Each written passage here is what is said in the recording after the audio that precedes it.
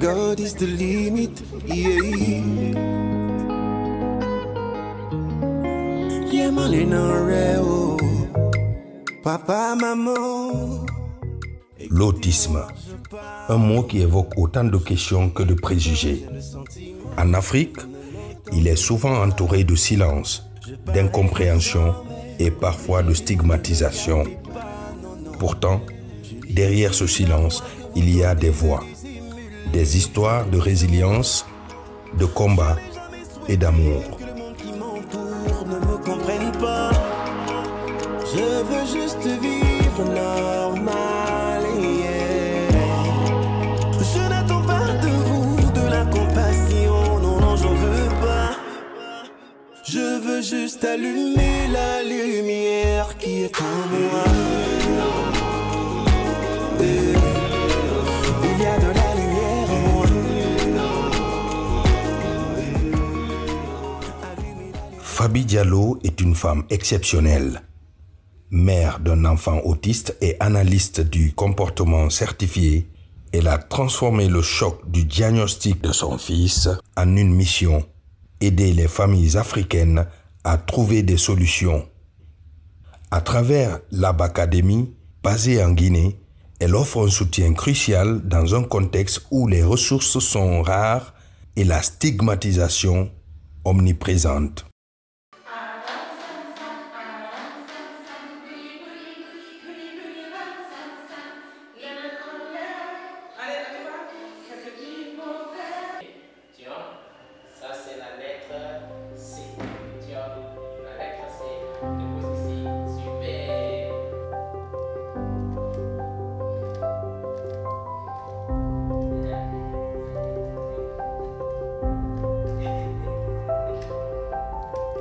C'est vrai qu'au début, lorsqu'on veut un enfant, on veut être le parent qui va amener l'enfant à la garderie, qui va voyager avec l'enfant.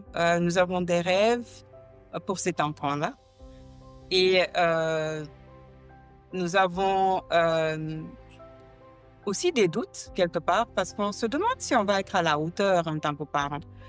Comment est-ce qu'on peut être à la hauteur si on nous confie cet enfant-là? Nous, un peu dans notre cas, ça a été un peu difficile déjà de faire un enfant, donc on en voulait un avec toutes nos forces. Donc, vous imaginez un peu toutes les choses qu'on voulait faire avec cet enfant-là lorsqu'il allait venir. Donc, c'est beaucoup d'espoir, beaucoup de doutes et une grande responsabilité sur nos épaules. Mais c'était très faible comparé à ce qu'on a réellement vécu. Donc, de mon côté, c'était un peu ça. Donc ben, avec une fille, ce qui était important, c'est d'avoir un enfant adulte, indépendant, majeur et un bon type, un bon mec. Oui, quelque part. Mais avant qu'on arrive là, je voulais préciser une chose, c'est que on a un idéal de l'enfant. Et quelque part, avec les attentes qu'on a de cet enfant-là, on se dit que on va apprendre à l'enfant à lire, on va apprendre à l'enfant à faire ci, à faire ça. Mais on ne se rend pas compte combien on apprend de nos enfants en tant que parents. On ne se rend pas compte que quand ils arrivent, ils dictent leurs propres règles. Et nous sommes pas seulement des parents pour eux, mais nous sommes aussi des guides. Mais nous sommes des apprenants aussi de notre côté. Donc, ça, c'était quand même une petite surprise quand on a eu un enfant, non seulement un enfant comme EJ, et donc d'élever un enfant avec des des besoins spécifiques, ça le prend à un autre niveau.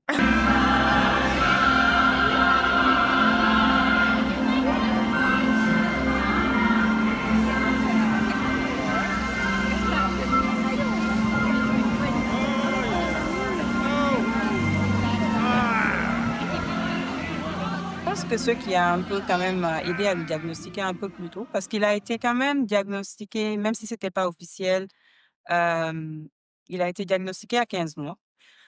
Déjà à 12 mois, je constatais des différences parce que je lisais beaucoup sur les enfants, le développement des enfants et j'essayais vraiment de garder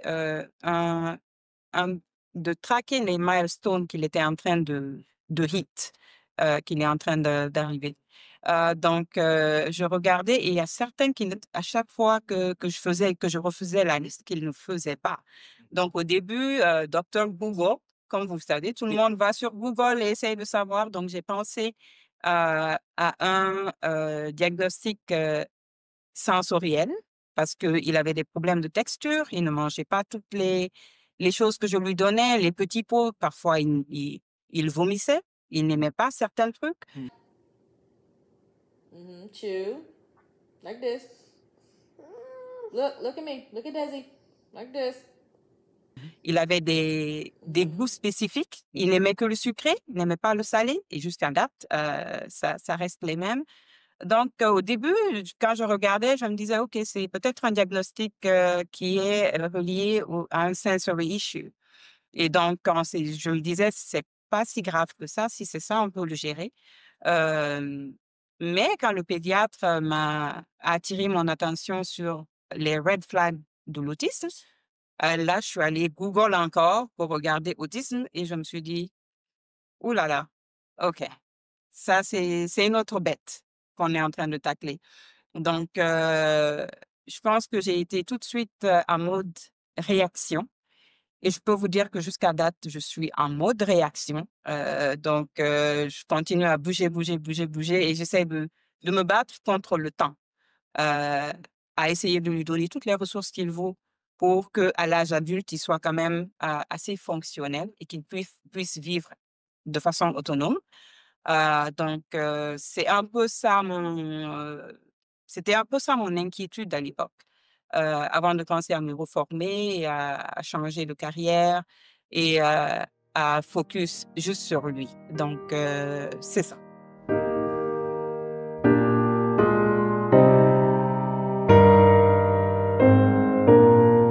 On avait déjà une vision de l'éducation pour cet enfant-là. On savait ce qu'on voulait pour lui quand il allait à l'école. Donc, on s'asseyait dans des IEP, dans des meetings pour décider de qu'est-ce qu'ils allaient travailler avec EJ pour l'année scolaire, mais on n'était jamais d'accord avec l'école parce que l'école mettait des objectifs qui sont sociaux, académiques, mais très bas.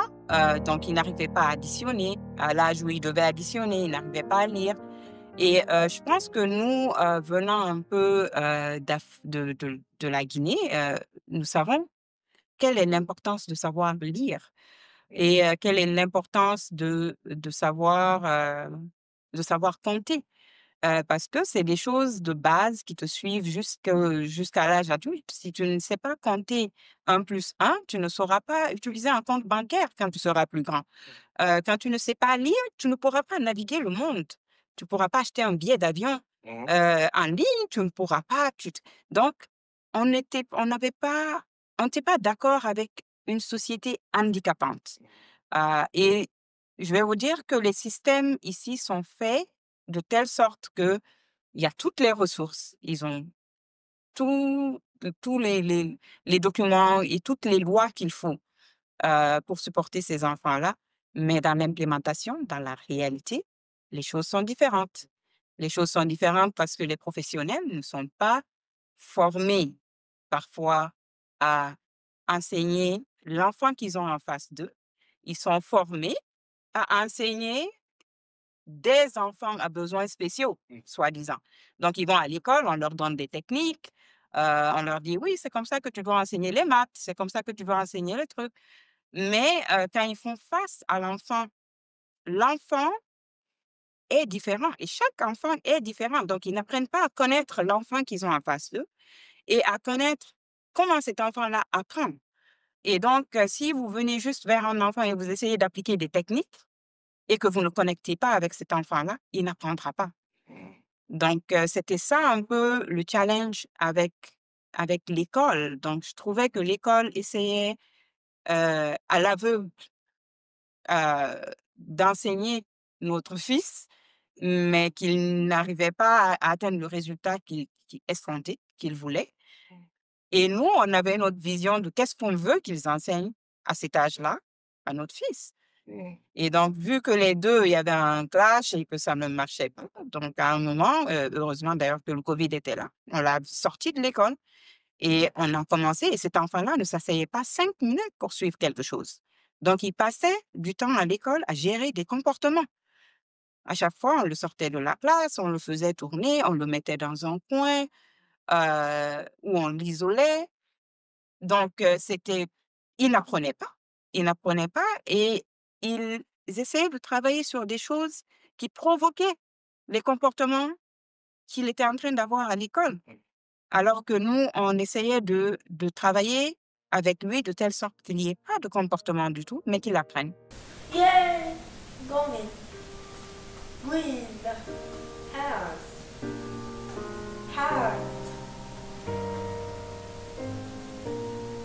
Heart. Hand. Why? Why? Yay! No. Heart. Himba. Him. Himba. Par contre, ça, j'étais très content qu'il étudie à la maison. Parce que finalement, j'avais un rôle à Bien jouer. sûr. J'avais un rôle à jouer. Et je me suis dit, waouh, ça, c'est un trésor. Et j'ai l'opportunité d'apprendre avec lui. L'opportunité Ouais. de revoir le monde à nouveau. Et je me rappelle la première fois qu'on a fait des trucs ensemble, on a fait des trucs ensemble. Et je voyais son cerveau faire des connexions. Je voyais Ouais. son esprit. Il aime apprendre. Il aime apprendre. Et je me suis dit, ouais. Il aime. Donc, Et il aime gagner. il aime gagner. Il est quelqu'un qui est compétitif. Il aime Il est gagner. très, très compétitif. Très, très, très. Et donc, je me suis dit, ouais, d'accord, la personnalité. Mais au début, moi, tu sais, c'est ce qui m'avait beaucoup fâché, beaucoup énervé, c'est que il y avait un sous-courant de il a l'autisme, qu'est-ce que vous attendez? C'est vous les parents, vous êtes un peu compliqués. On essaie de quand même faire de notre mieux, mais vous aussi, vous devez être raisonnable parce que, ouais. Et ça m'avait beaucoup énervé.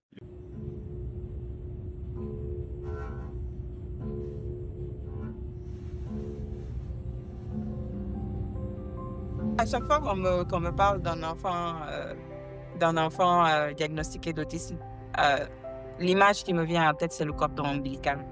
Parce qu'il n'est jamais totalement coupé avec des parents et des deux côtés, des deux parents. Je ne parle pas de ma maman seulement qui est enceinte, je parle d'un cordon ombilical qui n'est jamais coupé. Parce que l'inquiétude qu'on a en tant que parents, nous, ça fait peut-être plus de 5 ans qu'on a parlé avec une attorney ici qui nous a aidé à mettre en place des choses pour quand nous ne serons pas là, parce que nous ne sommes pas éternels. Nous avons déjà pensé à si tous les deux nous ne sommes pas là, comment est-ce que quelqu'un pourrait s'occuper de gérer la vie de EJ. Donc tout ça, on l'a mis sur papier. Mais je veux dire, ça ne définit pas son avenir, pas du tout. Et je pense qu'il a quand même un avenir assez brillant. Je pense qu'il va nous surprendre. Je pense qu'il va apprendre à son rythme. je ne sais pas si tu vas le mettre dehors à 18 ans. Je ne sais pas si le cordon va pouvoir le couper. On peut négocier. Mais de toute façon, écoutez, comme je vous le dis, c'est pas différent d'un enfant qui est typique. Yeah. Parce qu'il y a des enfants typiques qui vont à l'université, qui ne font pas grand-chose, qui ne finissent pas leurs études, qui sont toute l'inquiétude de leurs parents, qui reviennent à la maison après des milliers et des milliers de dollars et d'euros dépensés sur eux. Ils sont à l'espoir de la famille, mais ils n'y arrivent pas. Donc, chaque enfant vient avec ses challenges et je ne pense pas que le fait que EJ ait un diagnostic le met en défaveur par rapport à ce qu'il devrait être. God is the limit, yeah. Yeah, papa, maman, écoutez-moi, je parle. J'écris et pourtant j'ai le sentiment que vous ne m'entendez pas.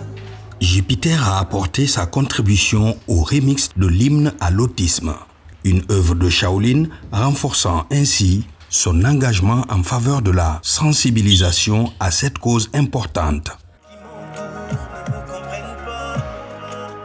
Je veux juste vivre normal. Je n'attends pas de vous de la compassion, non, j'en veux pas.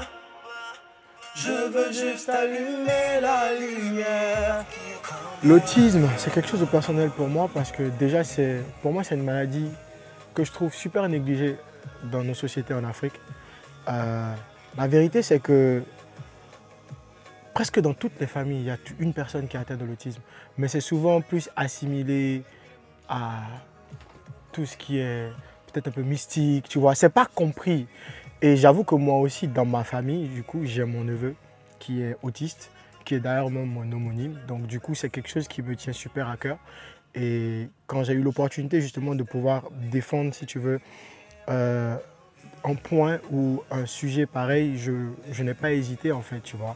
Parce que je pense que c'est super important de pouvoir participer à l'éducation de notre peuple et du continent par rapport à un sujet qui est très très important, qui est l'autisme.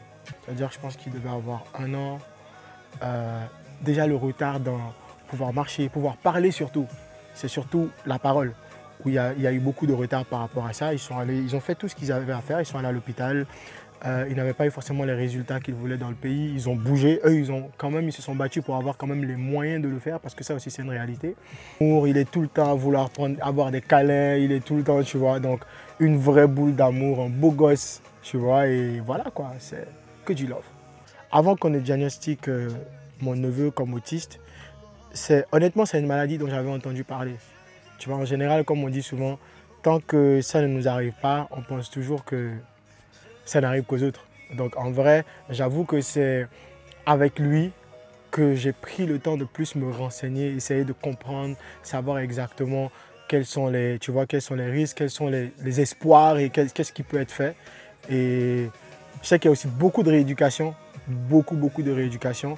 Mais oui, je pense que honnêtement, j'ai beaucoup plus appris depuis que dans ma famille, il y en a. Et ça, c'est quelque chose que je me suis dit en vrai, faut plus y pay attention en fait. La chanson, le projet, a été initié par Shaolin de la Côte d'Ivoire et mon frère. C'est un projet qu'ils ont eu en tête, qu'ils ont voulu faire truc. Et quand mon frère m'a appelé pour me dire, voilà, on a tel projet, qu'est-ce que tu en penses? Déjà que moi, je parlais déjà de pouvoir défendre cette cause-là. Ça s'est fait directement. J'ai juste rejoint la barque en fait. J'ai rejoint la barque avec Pépé Oleka. Et Shaolin a enregistré là-bas. Moi, j'ai enregistré ici. Pépé Oleka a enregistré au Bénin. En fait, c'est là que tu vois que le love, en fait, quand tu veux, tu peux. Donc, en vrai, on n'a pas eu besoin de tous se retrouver dans le même studio. On avait juste la même vision, le même mot d'ordre, qui est voilà, que chacun puisse exprimer, si tu veux, son ressenti et son message par rapport à cette musique, par rapport à ce thème, par rapport à ce combat. Et je pense qu'on est ressorti avec une très belle chanson. L'utilisation de l'autisme. En vrai, moi, je suis un artiste. Tu vois, ma première voix, c'est ma voix. Tu vois, ma première voix, c'est vraiment ma voix, c'est-à-dire c'est la musique. Et c'est la meilleure façon pour moi de pouvoir influencer, de pouvoir passer un message. Et donc, moi, j'apporte, si tu veux, ma contribution en considérant que voilà, avec de la musique en général, les messages passent toujours plus facilement en musique, quel que soit le truc, quel que soit ce que tu veux dire. Comme on dit en musique, ça passe toujours mieux. Donc pour moi, j'espère que cette chanson va pouvoir sensibiliser plus de personnes, faire passer plus ce message et après, au-delà de ça, qu'on pourra s'appuyer dessus et pouvoir créer des opportunités de sensibilisation générale, de rassembler des personnes et de pouvoir trouver tous des solutions ensemble pour pouvoir vraiment faire avancer la cause et le combat. La musique est une force qui unit. Elle peut briser les barrières et nous aider à célébrer ces enfants extraordinaires. Allumer la lumière qui est en moi.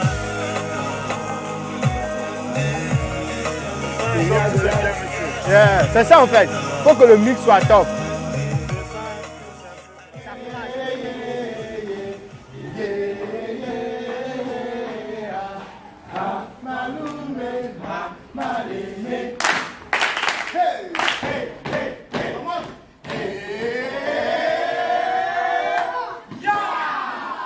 Pour Ndri Mathieu, la danse est plus qu'un art, c'est une thérapie, un langage universel qui aide les enfants autistes à s'exprimer au-delà des mots. Avec chaque mouvement, ils libèrent leurs émotions et créent des instants de connexion profonde. La danse-thérapie est un bain sonore, rythmique et des ondes, une transmission d'ondes positives parce que ce travail permet aux enfants d'être équilibrés et on permet à ces enfants-là d'être valorisés parce qu'on leur dit qu'il y a de la place pour eux. La danse n'est pas faite que pour des personnes dites autonomes ou dites en bonne santé. Elle est faite pour toutes les personnes.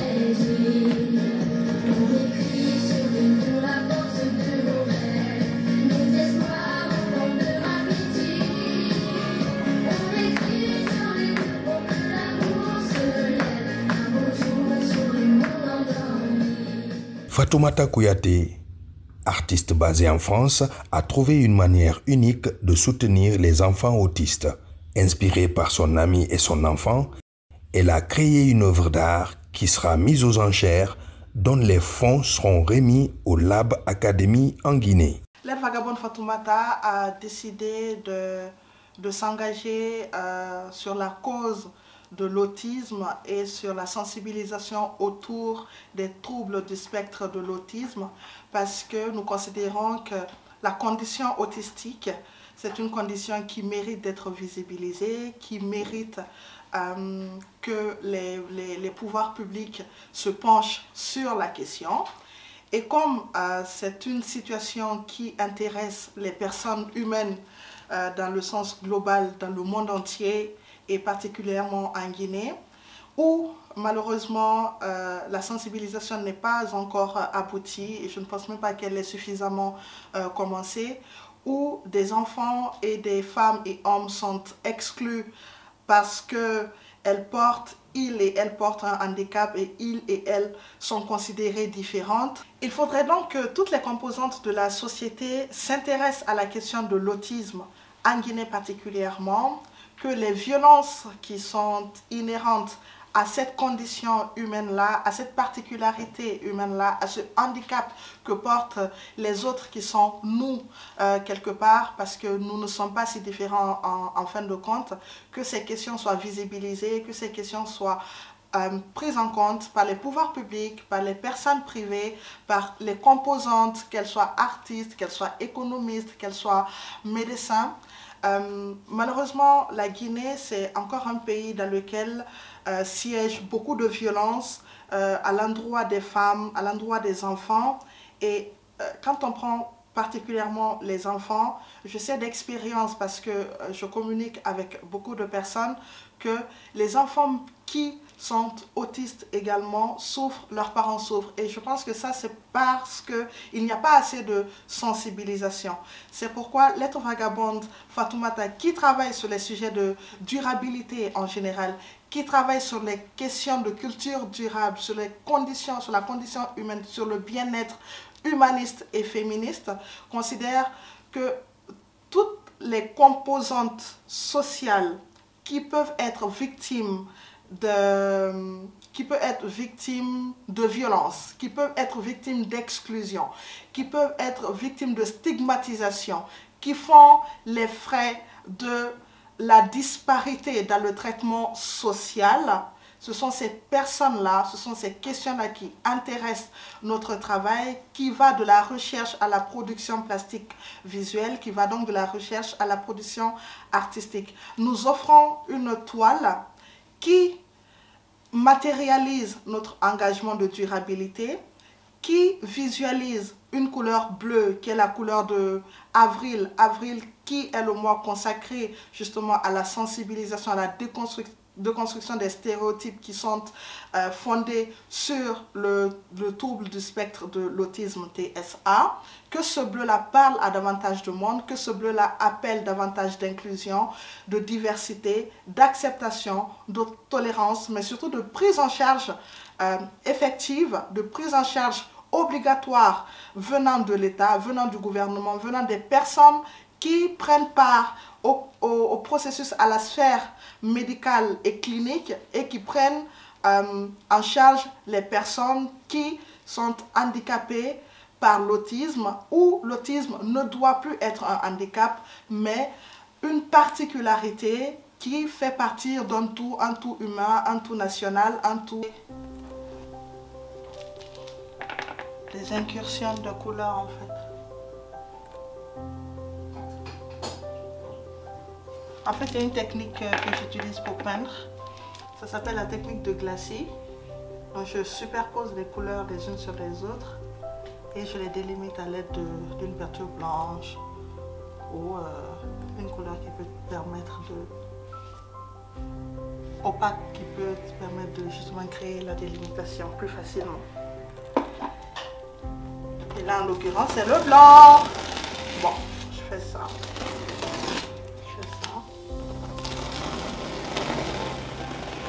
T'as vu? Et là, j'ai créé une isocèle que je vais pouvoir remodeler plus tard. Donc, cette toile, nous l'offrons, cette toile, nous la peignons et cette toile, on espère, participera justement à mieux visibiliser, mieux en parler et nous espérons la vendre aux enchères et les recettes permettront, si Dieu le veut, à justement participer à ce projet collectif que nous sommes tous en train de porter. L'autisme n'est pas une limitation, mais une différence qui enrichit notre humanité. Grâce à l'amour, à l'art et à la compréhension, nous pouvons briser le silence et construire un monde inclusif pour chaque enfant. Un monde où chaque voix compte. Je m'appelle Mariam Aïcha. Je vis en Irlande depuis plusieurs années. Je suis guinéenne et je suis maman d'une jeune adulte autiste. Je suis la fondatrice de la Fondation Salim pour les enfants autistes. Ma fille, elle est née sans complications de la grossesse à la naissance. Tout allait bien jusqu'à l'âge de 3 ans. Elle a marché à l'âge de 10 mois. Elle s'exprimait très bien. Elle jouait dans la cour. Elle était le bébé de tout le monde, étant la plus jeune en ce temps. À l'âge de 3 ans, on constatait que Salimatu était très turbulente. Elle était toujours en mouvement. Elle n'obéissait pas aux ordres. Salimatu faisait ce qu'elle voulait faire et puis elle prêtait peu d'attention à ce qu'on la disait. À 3 ans et demi, suite à une crise de paludisme, Salimatu a brusquement arrêté ou régressé en mobilité et en communication. Donc elle a arrêté de marcher, elle a arrêté de parler pendant 7 mois.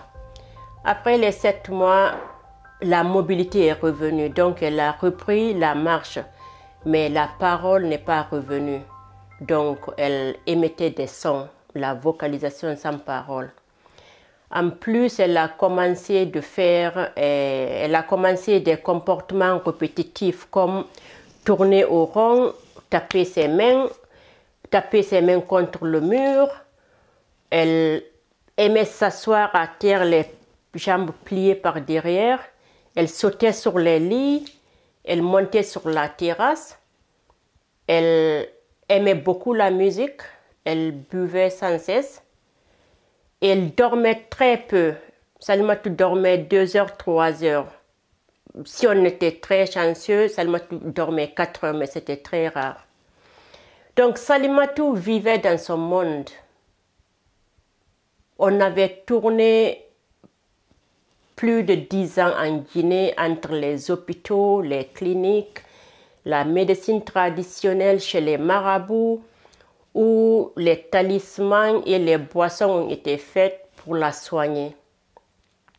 Donc Salimatou avait aussi perdu son autonomie, donc garder Salimatou ou la maintenir propre n'était pas facile. Donc s'occuper de Salimatou était fatigant physiquement parce que tu étais toujours derrière elle pour la protéger, pour ne pas qu'elle tombe, la nettoyer, elle ne dormait pas. Et puis c'était fatigant socialement parce que tu n'avais personne à qui parler et puis tu ne sortais pas. Et puis moralement, parce que tu n'as personne à qui te confier, à personne à qui expliquer ce que tu vis. Personne n'est là pour t'écouter. Donc c'était du lourd financièrement parce que partout où tu vas, c'est donne de l'argent, je peux soigner ton enfant, j'ai du médicament, je sais ce qu'elle a, donc c'était très fatigant. Salimatou n'a jamais eu la chance d'aller à l'école en Guinée. Parce que pour les enfants comme Salimatou, rien n'est prévu. Donc Salimatou était exclue des autres enfants en grandissant. Elle était isolée à la maison. Donc encore c'est de la prison pour les parents. Salimatou en grandissant était considérée comme une folle pour certains. Pour d'autres, elle était possédée par des djinns ou des démons. Donc le regard et la réjection de certains étaient terribles. Salimatou n'a pas eu de diagnostic jusqu'à l'âge de 14 ans. Durant tous ses parcours entre les hôpitaux, les cliniques, elle n'a jamais été diagnostiquée. À l'âge de 14 ans, Salimatou est partie en Irlande. Elle a été accueillie dans un hôpital, département pédiatrie.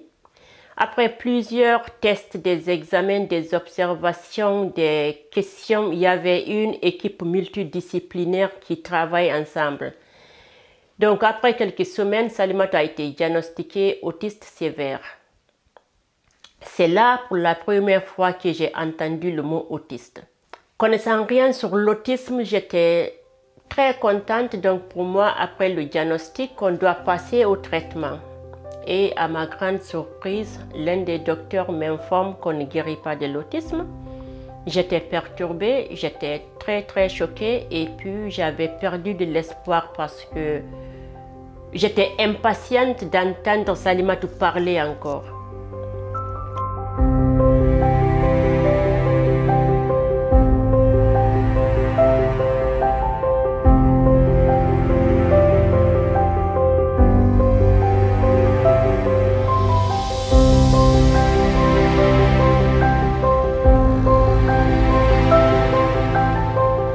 Donc ce même jour, j'ai commencé à faire mes propres recherches sur l'internet, Google, YouTube, les livres. Je partais à la Libraport. Partout où je pouvais avoir de l'information sur l'autisme, j'étais là. En plus de ça, on m'a mis en contact avec plusieurs professionnels, y compris une thérapeute comportementale avec qui j'ai travaillé pendant plusieurs années.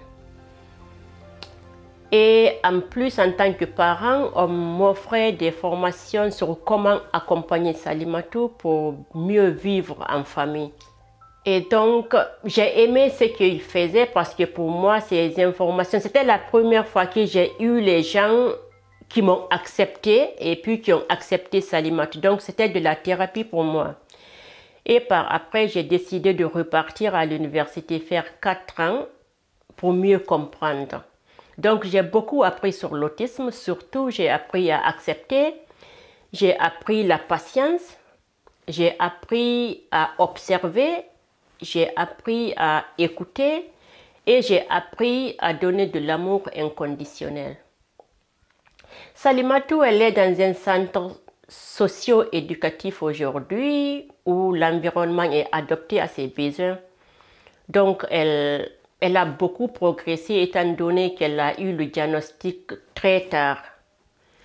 Parce que le mieux, le meilleur. Parce que si un enfant est diagnostiqué très tôt à bas âge, donc la personne a plus de chances de progresser et plus d'apprendre.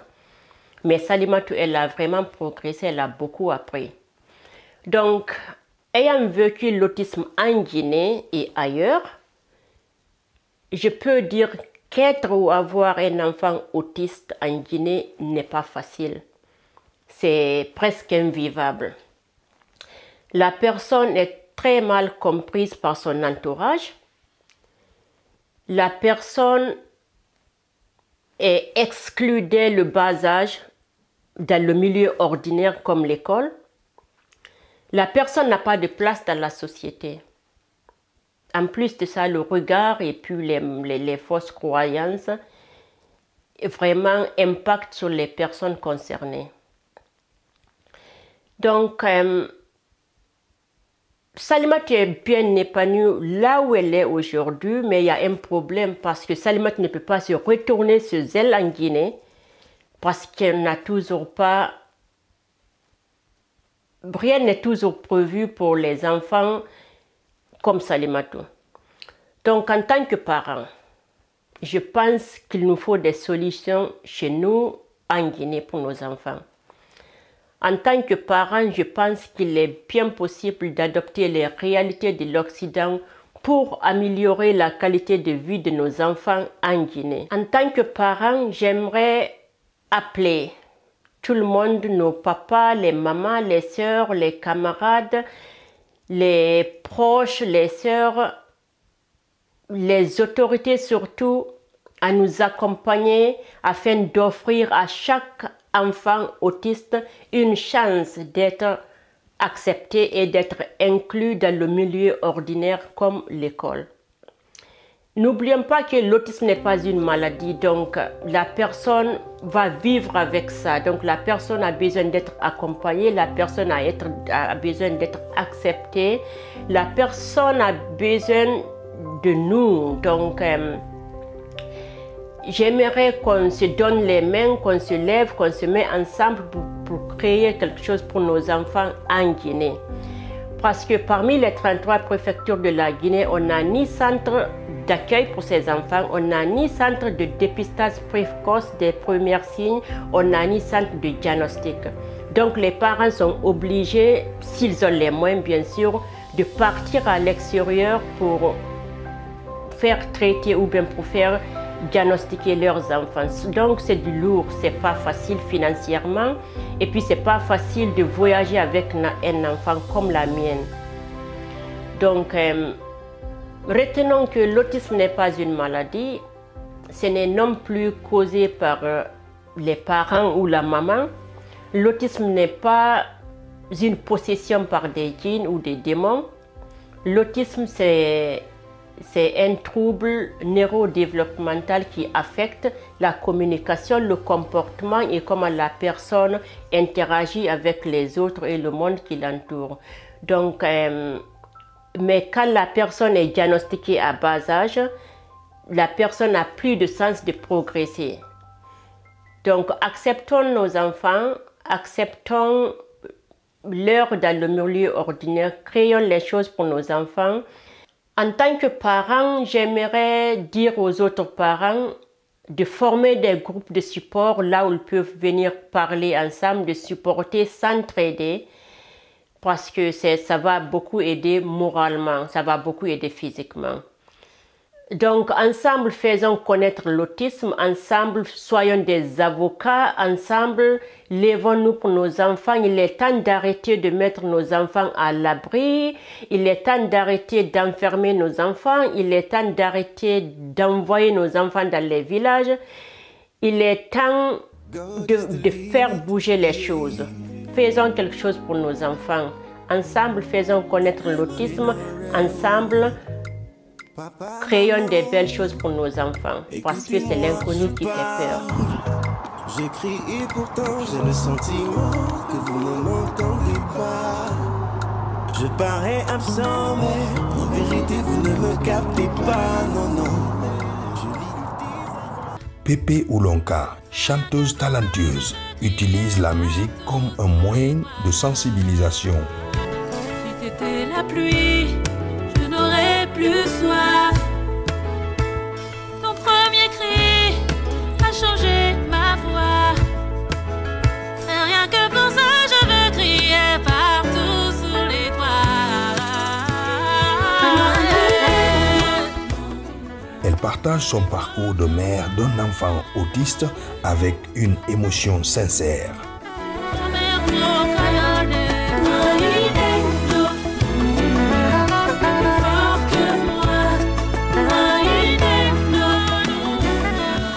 Bonjour, je suis Pépé Oleka, chanteuse originaire du Bénin, maman de 3 enfants. Mon credo un petit peu dans la musique, ce sont les émotions, les histoires vécues, les histoires vraies, l'humanité, les sensibilités. Je pense qu'à travers ma musique, j'arrive à exprimer quelque chose qui touche les gens, que j'arrive à impacter. Mais c'est aussi pour me penser, je suis arrivée à la musique par nécessité de pouvoir exprimer des choses que je n'arrivais pas à dire. Et c'est un bon choix pour moi parce que autour de moi, les gens voient bien que grâce à la musique, je deviens une meilleure personne, une meilleure mère, une meilleure fille de ma mère, une meilleure compagne, une meilleure amie. Et c'est important de pouvoir trouver le métier qui nous convient le mieux pour pouvoir devenir des adultes qui impactent la société. J'ai 3 enfants, Jaïs qui a 22 ans, Noah qui a 12 ans et ma petite Naïma, la dernière, qui va avoir 7 ans. Avec Jaïs, nous avons une histoire atypique parce qu'il, avec son papa, mon ex-mari, il est né à Cotonou, son père est français, donc on s'était rencontrés au Bénin et nous sommes mariés au Bénin. Jaïs est né à Cotonou, puis le travail de son père nous a contraints à rentrer en France. Et on est entré en France, il avait presque 2 ans. Jaïs allait très bien, il a marché à 10 mois, il parlait pas, mais il disait les mots, il commençait même à parler le fon, une langue du Bénin, il parlait français, papa, maman, mamie, il disait tout normal, il n'y avait rien de spécial. Jusqu'à ce qu'on arrive en France où il nous fait une aphasie, c'est-à-dire qu'il arrête de parler. Il se mure dans un silence. Et nous, on s'est dit, en tant que parents, on a beaucoup culpabilisé, on s'est dit, ah, c'est le changement. Parce que bon, au Bénin, on avait une grande maison, il avait tout le premier étage pour lui. Et il arrive en France, on s'enferme dans l'appartement de mamie en plus. Il ne pouvait pas toucher les porcelaines de mamie. Et tout ça, on s'est dit que c'était ça qui fait qu'il s'était muré dans le silence et qu'il faisait une aphasie. Mais avec le temps, il commençait à avoir des attitudes un peu particulières. Il comptait les voitures. Quand on marchait dans la rue, il connaissait toutes les marques des voitures. Il était impressionné par les voitures. Au début encore, on s'est dit, bon, c'est un garçon. Tous les garçons adorent les voitures, mais ne connaissent pas tous les noms des voitures. Et on a commencé à se poser des questions. On se dit, bon, quand même, il est spécial, il est différent. On va essayer de consulter pour demander à un médecin si ça va. Il commence la maternelle et on remarque qu'il se met dans son coin. Il aime être près de la fenêtre. Il se mélangeait pas toujours, il y a des bruits qui le dérangeaient. C'est vraiment à partir du maternel qu'on remarque la grosse différence parce que nous, on ne l'a pas mis à la crèche. Quand on est arrivé en France, moi, je suis restée à la maison m'occuper de lui. Et c'est à partir de là qu'on commence à s'inquiéter parce qu'il a, à l'école, on nous dit qu'il ne parle pas bien et qu'il ne s'exprime pas bien et qu'il a du retard de langage. Et donc, on commence à dérouler toute la panoplie de pédopsychiatres, de psychologues, d'orthophonistes. D'ailleurs, l'orthophoniste, il verra l'orthophoniste pendant plus de 15 ans. Mais il n'y a pas eu vraiment de changement. Mais les pédopsychiatres ne nous ont vraiment jamais rien dit de spécial. On nous disait non, qu'il était normal, que bon oui, il a des actes un peu bizarres des fois, mais on ne nous a jamais vraiment dit qu'il était sur le spectre de l'autisme. C'est à ses 18 ans, parce que il fallait qu'il s'oriente. Il faut qu'il s'oriente, il passe son brevet, ça va. Au début, il voulait faire le commerce. Nous, quand on voit sa personnalité, on voyait bien qu'il ne peut pas faire le commerce. Il ne sait pas mentir, Jaïs. Quand il me mentait, la nuit, il venait me réveiller. « Maman, je voudrais te dire quelque chose. Je t'ai menti. » Et je lui dis « Chérie, je sais que tu mentais. » Donc, il y a plein de choses qu'il ne sait pas, il n'a pas. On savait très bien que le commerce, ce n'était pas pour lui. Mais on l'a quand même laissé. Donc, il a perdu 2 années à vouloir faire du commerce. Mais il s'est rendu compte tout seul, au bout de la 2e année, que le commerce, ce n'était pas pour lui. Alors après, il adore les pâtisseries. Il s'est dirigé vers la pâtisserie. Mais la pression qu'il y avait en pâtisserie, pareil, il a vu que non, il lui fait des crises d'angoisse très rapidement. Donc il s'est rendu compte tout seul que ce n'est pas pour lui le domaine de la restauration. Et là, il s'est reconverti, il a quand même perdu 3 ans. Au bout de 3 ans, il dit qu'il veut être paysagiste. Et là, il a trouvé sa voie. Depuis 2 ans, il travaille en tant que paysagiste. Il est à mi-temps à l'école, mi-temps en entreprise. Il a un salaire. À 22 ans, on trouve qu'il est... Voilà. Pour moi, c'est le plus beau des garçons de 22 ans. Voilà. Alors, moi, j'ai des amis qui ont des enfants autistes et très réduits et très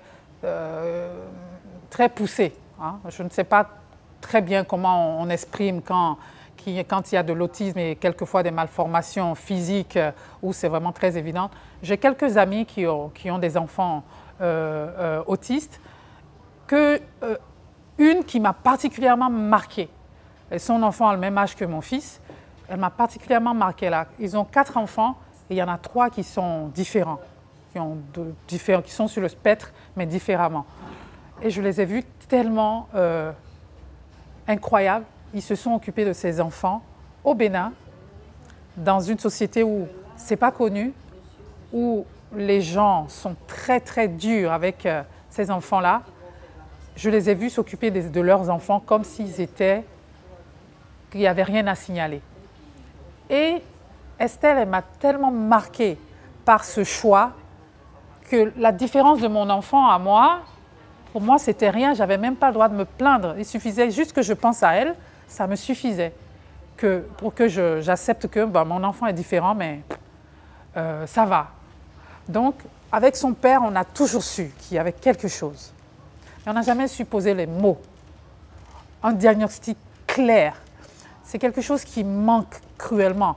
Que ça soit même en Europe, ce n'est pas seulement en Afrique. C'est vrai qu'en Afrique, les gens ne connaissent pas.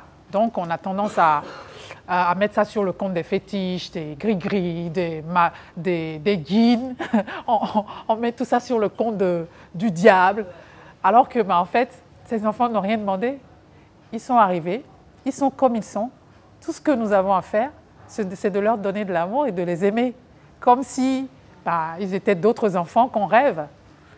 Eux, en général, en plus, ils sont tellement atypiques qu'ils ont beaucoup plus à donner que les autres là, dont on rêve. Ils sont magnifiques. Et c'est vrai que Jaiz, c'est à 18 ans qu'on nous parle d'autisme, et moi, ça m'a permis encore d'aller fouiller et de me renseigner encore plus. C'est ça qui m'a donné envie de faire ce témoignage. Parce que, en tant qu'artiste, je pouvais me contenter de ma petite situation sympa où les gens me voient magnifique, jolie sur les scènes, mais c'est important aussi que j'apporte de l'éclaircissement en tant que mère qui a vécu cette situation pour dire aux autres que vous n'êtes pas seuls et que vous avez le droit d'assumer d'être des parents d'enfants autistes. Vous avez le droit de montrer vos enfants. N'ayez plus honte de les sortir. Montrez à tout le monde qu'ils sont magnifiques. N'hésitez pas à mettre en valeur toute leur qualité, toute la lumière qui brille en eux. C'est de ça qu'ils ont besoin. Ils n'ont pas besoin d'être cachés dans l'obscurité parce que quand on fait ça, ça les plonge encore plus. Alors, Jaiz, il a compris qu'il n'était pas comme les autres quand il était plus petit. Voilà, il se rendait bien compte qu'en plus, il y a des jeux qu'il n'aime pas. Il n'aime pas les jeux brutaux, tout ce qui est très dérangeant là. Il aime être tranquille. Il est très à fond sur les jeux vidéo. Il aime dessiner. Il dessine incroyablement bien. Quand il dessine, tout le monde est subjugué. Voilà.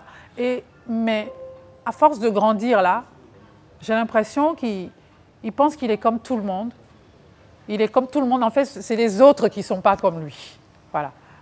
Pour lui, c'est les autres qui ne savent pas qui ils sont. Donc, et moi, je n'hésite pas à appuyer sur ça, que oui, c'est ça. C'est nous qu'on ne comprend pas qui tu es. Toi, tu es très bien comme tu es. Voilà. Et il va être répétitif sur des sujets, des fois. Il va reparler des sujets d'il y a 20 ans. Lui, il se souvient des choses incroyables dans les moindres détails. Il est à fond il connaît tous les noms des acteurs de Hollywood. Il connaît le nom de leurs compagnons, de leur... voilà, il est à fond sur ces trucs. Et pour lui, c'est nous qu'on est, on n'est pas normal. Comment tu ne connais pas cet acteur? Comment tu ne connais pas sa première femme, sa deuxième femme? Quand est-ce qu'il a divorcé? C'est qui ses enfants? Comment tu ne connais pas? Lui, bah voilà, lui, il sait tout ça. Et moi, je ne connais pas. C'est moi qui ne suis pas normal. Voilà. Donc, cette stigmatisation, des fois, ça fait que ces enfants n'arrivent même pas à exprimer qui ils sont. J'avoue qu'à une époque, j'évitais d'amener mon enfant au milieu des gens parce que je me disais, bon, il va encore commencer à raconter son histoire d'un film là et ça va saouler tout le monde et les gens, ils vont dire, ah mais lui il est trop bizarre à raconter. Oui, j'ai dû faire ça à un moment, mais heureusement je suis sortie de là assez rapidement. Je suis sortie de là assez rapidement. C'est surtout peut-être parce que je suis artiste aussi, j'ai la chance de voyager et dans mon milieu d'artiste, il y a beaucoup de personnes autistes, beaucoup de personnes différentes, où en tant qu'artiste, on dit que ah, lui c'est un artiste, c'est pour ça qu'il est un peu bizarre, il est un peu différent. Mais je sais très bien, j'ai bien vu que cette différence-là, les gens qui réussissent à trouver un moyen d'exprimer, un moyen d'éclore les idées qui pétillent et qui débordent en eux, ils arrivent à trouver une place correcte dans la société. Et c'est ça qu'on devrait faire. Peu importe le degré, peu importe le niveau du spectre des enfants, on doit pouvoir trouver le moyen de les laisser s'exprimer. Parce que la particularité justement de ces enfants-là, c'est qu'ils ont tous quelque chose de spécial que les autres n'ont pas. Et ces choses de spécial-là, c'est là que se trouve c'est des lingots d'or, je vous assure. C'est du diamant, je ne sais pas si c'est le 24 ou c'est le 18 qui est le plus valeureux. C'est là qu'il faut pouvoir les pousser pour qu'ils puissent s'exprimer. Chers parents, je suis désolée.